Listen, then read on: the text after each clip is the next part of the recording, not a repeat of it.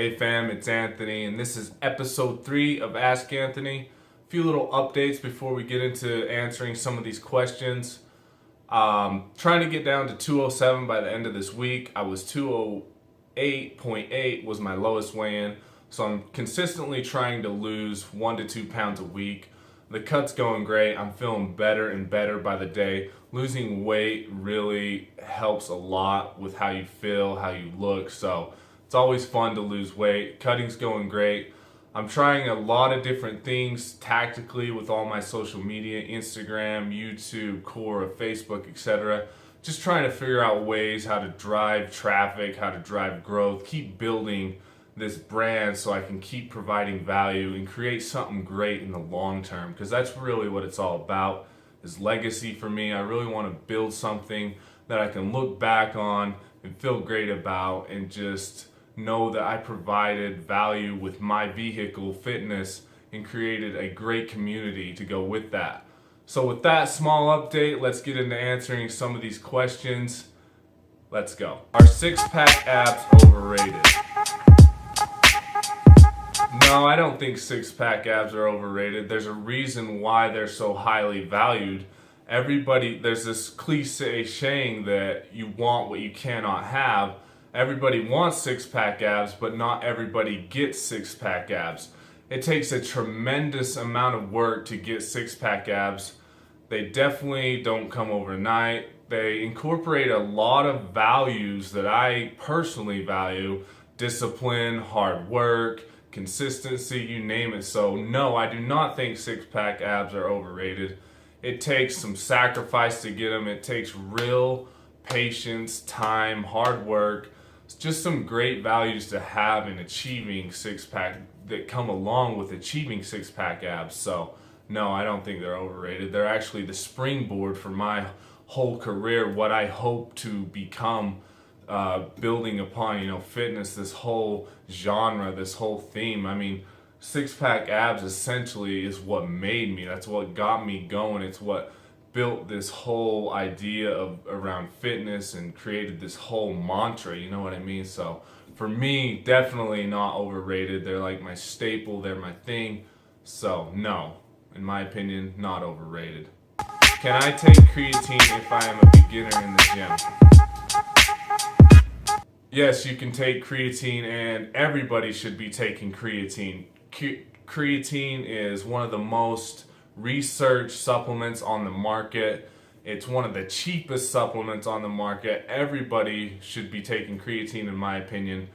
Creatine helps a lot with strength and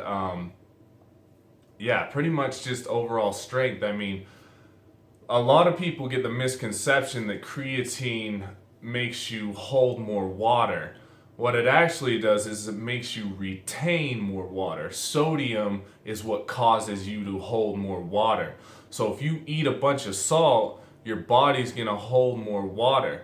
You taking creatine every day is just gonna allow you to retain a little bit of that water in your muscles, making you stronger. So yes, I highly recommend taking creatine. It's dirt cheap. All you have to do is take 5 grams a day.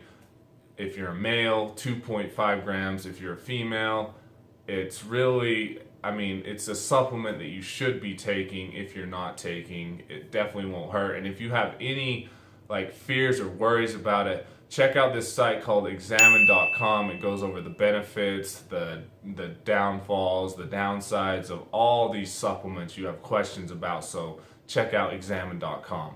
What are some exercises that obliterate fat? I wish it was as black and white as this, but it never is. Any exercise will obliterate fat. So let me explain. If you're burning energy, then that will help you obliterate fat. You know what I mean? Because losing fat is all about a caloric deficit. This means you're burning more energy than you're intaking. I know everyone out there that wants to lose fat, you want it now. You're hurting, you want it now, you want to see results. But it just takes time, and it takes you burning energy, more energy than you're consuming. So you just got to be consistent. Really, any exercise obliterates fat. It's all about burning energy. You can run, you can do squats, you can do deadlifts, you can do bicep curls, you can hike a mountain, you can bike ride, you can swim, you can do anything, you know. I mean, there are some exercises that burn more calories than other exercises. So for instance, like compound exercises are gonna burn more calories than an isolation exercise, or a HIIT cardio session is gonna burn more calories more quickly than a steady state cardio session. You know what I mean? It's all up to personal preference. You just got to do what you like to do, be active and burn energy while also being in a caloric deficit, and that's what's going to help you obliterate fat. What happens if I stop drinking protein but keep working out? So I actually really like this question because I get this asked a lot, like, what protein do you take? When do you take protein? You know, protein powder, oh my goodness. And there's been a huge misconception that protein powder is the cause of muscle gain, you know what I mean? Even when I started out, I had that, and the markets created this huge like misconception to people that you have to eat protein powder, you know. Protein powder is just convenience. It's just protein, you know, in powder form. You can still get protein. You can get protein from any whole food that has protein, you know what I'm saying? So like fish, chicken, turkey, beef, bison, etc. All these foods have high amounts of protein in them. So, you know, you don't have to have protein powder. So, what was the question again? What happens if I stop drinking protein but keep working out? Nothing's gonna happen, you know. I mean, you're intaking a little less protein unless you compensate it with a different meal like chicken or turkey or etc. All those other foods that hold protein. So nothing's gonna happen. You're gonna be completely fine.